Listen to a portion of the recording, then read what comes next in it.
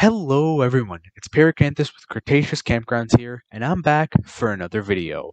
After a very long 7-month wait, Camp Cretaceous Season 4 has finally dropped, and it's certainly the most controversial of the seasons. So I decided that I'd make a review. Keep in mind, this review will be non-spoilers, so I will try to keep everything as vague as possible, and whenever there are very mild spoilers, I will warn you first. I actually have done a spoiler-filled review on my channel, so if you want to go see a spoiler-filled review, go check it out on mine. So with that out of the way, let's just get right into things.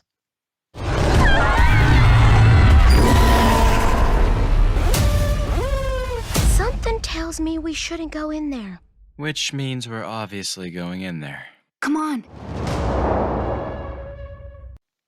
The first thing I wanted to discuss was the story, and how they took the story in a pretty different direction from the other seasons.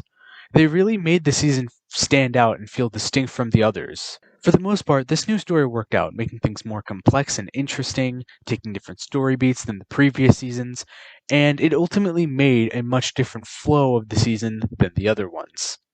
While there was this kind of whole near the end of the season, the campers are all going to make a plan thing, which they usually went with, not saying that's a bad thing, the season didn't stick to the formulas of the previous seasons and really switch things up.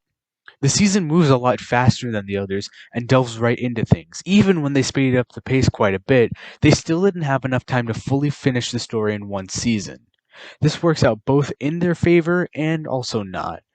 While it definitely means they're getting a much more important, sprawling story arc with more plot twists, I feel like there was some stuff that they could and should have trimmed out from the season itself to make it feel more complete. While this new story wasn't without its issues, they ultimately pulled it off well. Next, I wanted to discuss the characters. The characters remain great as always. The show has always focused on the campers, their interactions, relationships, and growth. They've always managed to make them feel grounded, realistic, made them grow and mature, made them interesting and likable. They've just managed to make them really good characters, which is always a good route because the dinosaurs shouldn't be the end of your story, rather a means to one.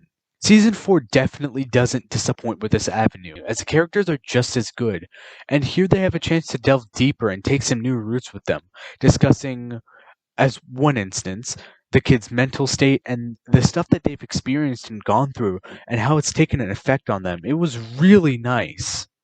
They also delve into some moral stuff later into the season and bring back actual consequences from some of the things that the campers did in the past, which was really cool because they did something with the concept that I was worried they wouldn't do anything cool with. Now, the season delves into romance between the campers, and it's kind of half and half for me.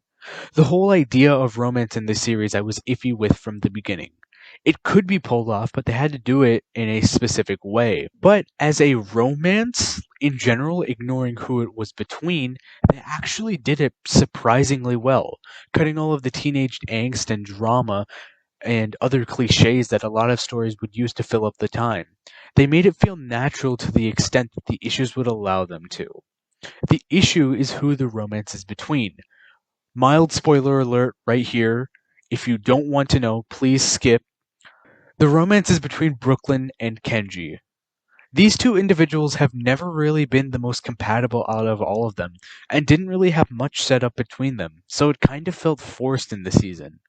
And another thing about it is that they ignore Yaz and Sammy's growth together, who, after season 3, would have really been better for this role than what the season showed. But besides that, the campers were great, and like always, one of, if not the best thing about the season.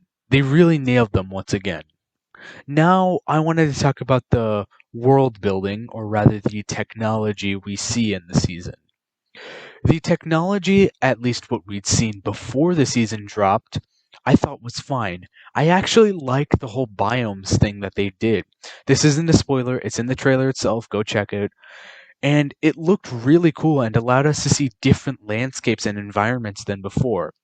And I didn't mind the drones either, well, at least until the season itself dropped. We do have to remember that the Jurassic universe has always been farther ahead of us. I mean, we cloned dinosaurs in 1993 alone. And so the tech we saw in the trailer isn't too much of a stretch to me, except the robot dogs. At first the tech seemed fine, but then things progressed in the season, and eventually some of the stuff that they showed pulled me out of the experience of it feeling like a Jurassic show a bit. And it also took a lot of the focus away from stuff that should have gotten more focus, like the dinosaurs.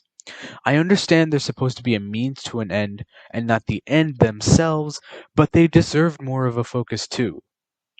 Some of the stuff I'm talking about also took up too much time in this season, which could have been dedicated to developing the story and fleshing some things out more, like I mentioned earlier. One of the biggest things that would help the technology in the season was if in this season it was meant to be its introduction, and going forward, this tech will be featured in upcoming Jurassic media, like Jurassic World Dominion and Season 5, and whatever comes beyond that.